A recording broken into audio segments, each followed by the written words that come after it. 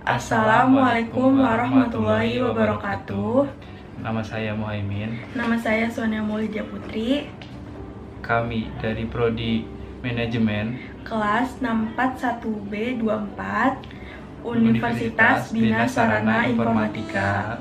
Dalam kesempatan kali ini kami akan mempresentasikan materi tentang Bank Syariah, mata kuliah Bank dan Lembaga Keuangan. Saya akan menjelaskan tentang bank. Apa itu bank? Bank adalah sebuah lembaga intermediasi keuangan.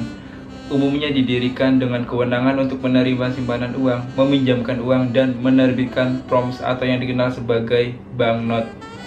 Dan saya akan menjelaskan tentang perbedaan bank konvensional dan bank syariah menurut definisi dan artinya.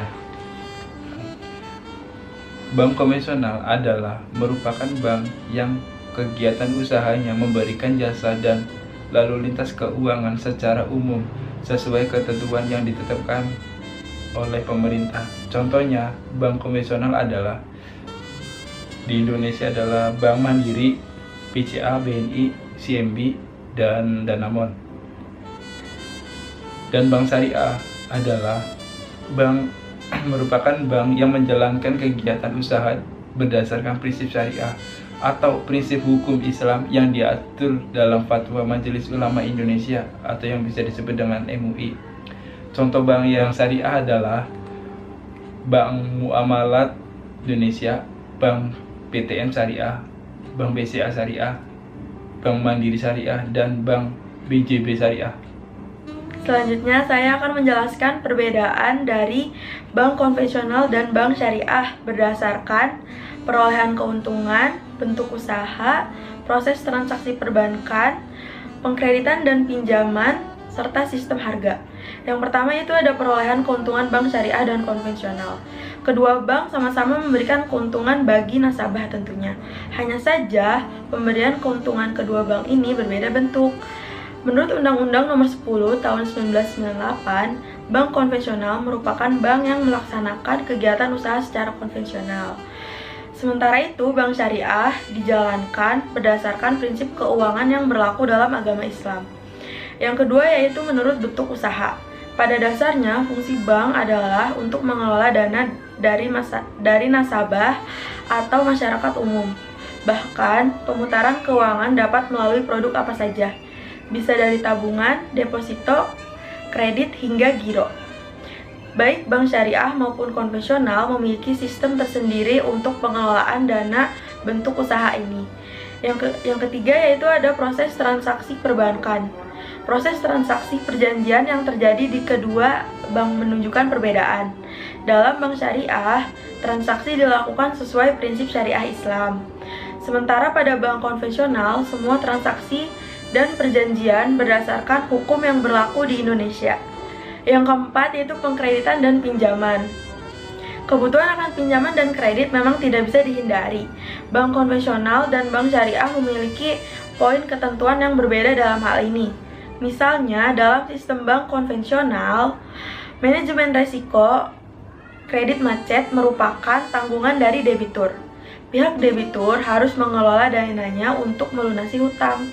Sedangkan pada sistem bank syariah, pihak bank juga ikut menanggung kerugian dari resiko kredit macet tersebut. Yang terakhir yaitu ada berdasarkan sistem bunga. Sebagaimana yang sudah disebutkan sebelumnya, bank konvensional tidak bisa dipisahkan dari bunga. Sedangkan bank syariah menganut sistem bagi hasil karena bunga dianggap riba atau haram dalam agama Islam. Oke, selanjutnya saya akan menjelaskan tentang sejarah sistem perbankan syariah. Kehadiran perbankan syariah di Indonesia masih relatif baru, yaitu pada awal tahun 1990-an. Namun diskusi akan hal ini telah dimulai pada tahun 1980-an. Sedangkan prakasa untuk mendirikan bank syariah di Indonesia dilakukan oleh Majelis Ulama Indonesia pada tanggal 18 sampai 20 Agustus 1990. Bank syariah pertama di Indonesia adalah Bank Muamalat Indonesia yang akte pendiriannya ditandatangani pada tanggal 1 November 1991. Meski demikian, sejarah awal mula kegiatan Bank Syariah yang pertama kali dilakukan di Pakistan dan Malaysia pada sekitar tahun 1940. Kemudian di Mesir pada tahun 1963 berdiri Islamic Rural Bank di desa Idgamer Bank. Bank ini beroperasi di pedesaan dan masih berskala kecil. Dan di Uni Emirat Arab baru tahun 1975 dengan berdiri di Dubai Islamic Bank.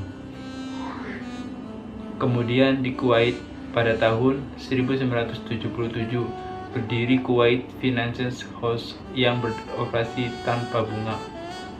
Selanjutnya, pada tahun 1978 berdiri Bank Syariah yang diberi nama Faisal Islamic Bank.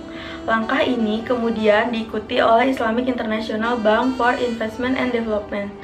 Di Siprus tahun 1983 berdiri Faisal Islamic Bank of Kibris. Kemudian di Malaysia didirikan Islamic Malaysia Berhad atau BIMB. Dan pada tahun 1999 lahir Bank Putra Muamalah. Lalu di Iran, sistem perbankan syariah mulai berlaku secara nasional pada tahun 1983. Sejak diberlakukannya Undang-Undang Perbankan Islam, kemudian di Turki didirikan Dar al-Mal al-Islami pada tahun 1984 dan Faisal Finance Institution pada tahun 1985. Lalu Pakistan merupakan negara pelopor utama dalam melaksanakan sistem perbankan syariah secara nasional. Pemerintah Pakistan mengkonversikan seluruh sistem perbankan di negaranya pada tahun 1985 menjadi sistem perbankan syariah. Sebelumnya, pada tahun 1979, beberapa institusi keuangan terbesar telah menghapus sistem bunga dan mulai pada tahun itu juga pemerintah Pakistan memobilisasi pinjaman tanpa bunga, terutama kepada petani dan nelayan. Selanjutnya saya akan menjelaskan tentang produk bank syariah. Yang pertama, produk bank syariah itu ada al-wadi'ah, yaitu dapat diartikan sebagai simpanan murni dari satu pihak ke pihak lain, baik individu maupun badan hukum, yang harus dijaga dan dikembalikan kapan saja si penitip kehendaki. Akan tetapi, dewasa ini agar uang yang dititipkan tidak menganggur begitu saja oleh penyimpanan uang titipan tersebut atau bank syariah digunakan untuk kegiatan perekonomian. Tentu saja penggunaan harus terlebih dahulu meminta izin dengan catatan akan mengembalikan secara utuh. Yang kedua yaitu ada pembiayaan bagi hasil. Pembiayaan bagi hasil dapat dilakukan dalam 4 akad utama, yaitu ada al-musyarakah. Al-musyarakah itu kerjasama antara dua pihak atau lebih untuk melakukan usaha tertentu.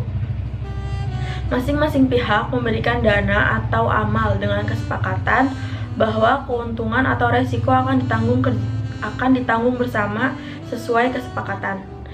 Yang kedua yaitu al-mudarabah, akad kerjasama di mana pihak pertama menyediakan modal dan pihak lain menjadi pengelolanya. Keuntungan dibagi berdasarkan kesepakatan yang dituangkan dalam kontrak. Yang ketiga yaitu ada al-muja'arah, merupakan kerjasama pengelolaan pertanian antara pemilik lahan dengan penggarap.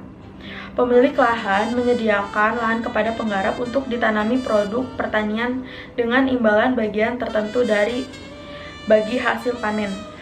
Yang terakhir itu ada al-musaqah, merupakan bagian dari al-muja'arah, yaitu penggarap hanya bertanggung jawab atas penyiraman dan pemeliharaan dengan menggunakan dana dan peralatan mereka sendiri. Imbalan tetap diperoleh dengan presentasi hasil panen pertanian. Yang ketiga yaitu ada bai al-muharabah, Kegiatan jual beli pada harta pokok dengan tambahan keuntungan yang disepakati. Dalam hal ini, penjual harus terlebih dahulu memberitahukan harga pokok yang ia beli ditambah keuntungan yang diinginkan. Yang keempat yaitu ada bai as-salam.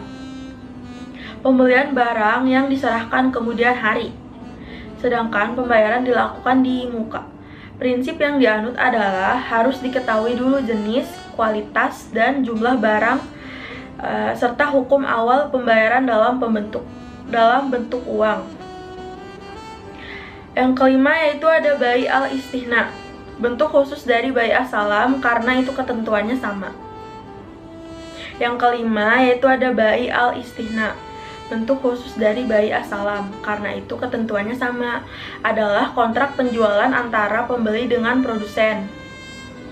Kedua belah pihak harus menyetujui atau sepakat terlebih dahulu tentang harga dan sistem pembayaran. Yang keenam yaitu ada al-ijarah atau leasing, akad pemindahan hak guna atas barang atau jasa melalui pembayaran upah sewa tanpa diikuti dengan pemindahan kepemilikan atas barang itu sendiri. Yang ketujuh yaitu ada al-wakalah, yaitu menyerahkan atau mendelegasikan pemberian mandat dari satu pihak kepada pihak lain. Mandat ini harus dilakukan sesuai dengan yang telah disepakati oleh si pemberi mandat. Yang kedelapan yaitu ada al-kafalah.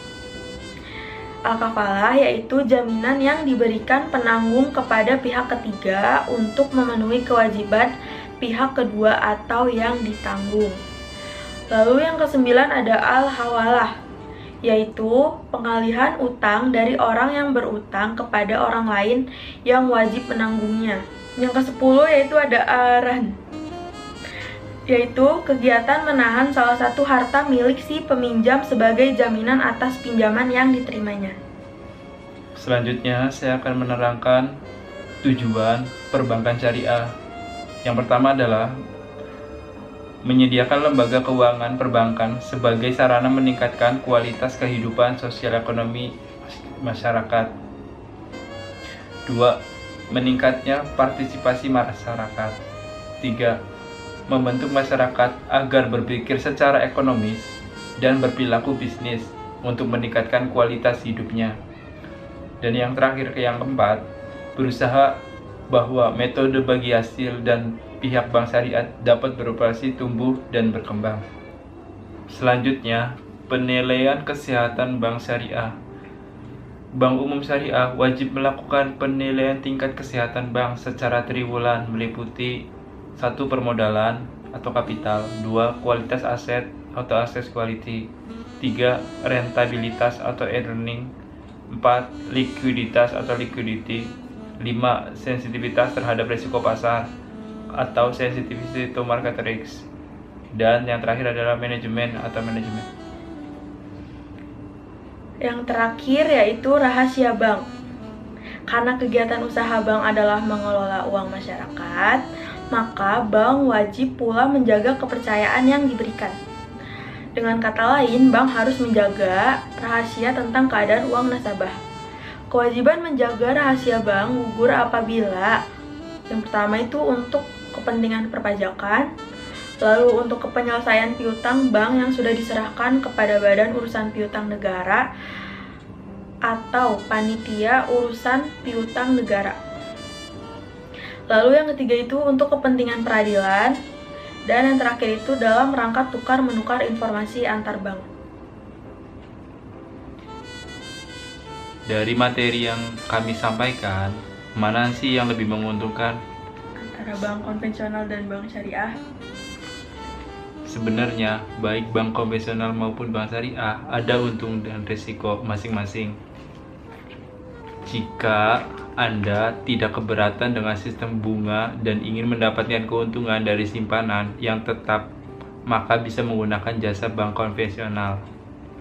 Sedangkan, jika Anda lebih suka ketenangan dalam kegiatan perbankan karena mengikuti aturan agama Islam, maka bisa menggunakan jasa bank syariah. Selain itu, karena posisi nasabah yang dianggap sebagai mitra keuntungan dari simpanan dana Anda bisa lebih besar saat bank mendapatkan laba yang besar.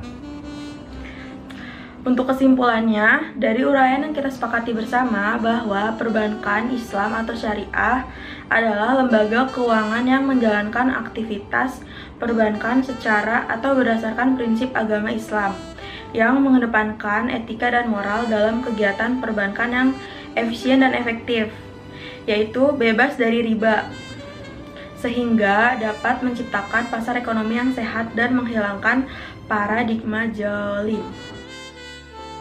Sekian presentasi dari kami.